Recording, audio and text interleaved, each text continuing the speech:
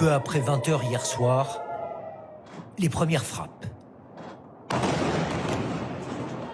Déluge de missiles iraniens dans le ciel de Tel Aviv ou de Jérusalem.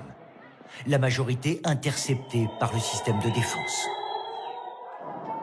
Ils sont tellement près de nous. Ça me fait peur. Mais plusieurs missiles sont passés à travers le fameux dôme de fer. Ici, l'engin parti d'Iran a frappé de plein fouet ce quartier résidentiel. Les habitants sont toujours sous le choc. À 5 h du matin, on a entendu une énorme détonation.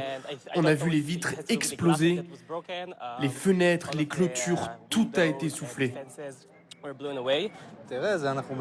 Voilà, on est en guerre. Et pour nous, elle est existentielle. Et c'est le prix à payer. Vous êtes inquiet?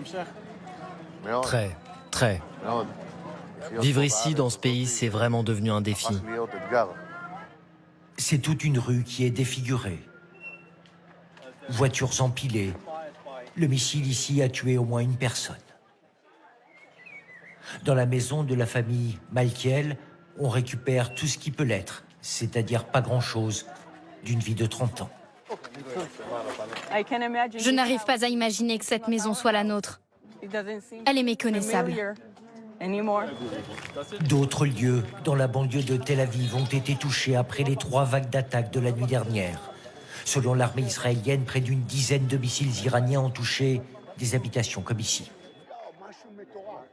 Je suis choqué, totalement sous le choc, je vis là. La déflagration, on l'a bien senti, mais là, voir ça... Ah, mais là aussi. Ah, je suis choqué, vraiment.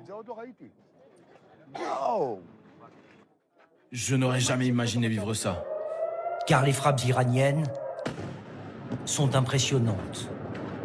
Ici, sur un immeuble, à quelques mètres à peine de l'état-major de l'armée israélienne, probablement la cible visée par la République islamique d'Iran.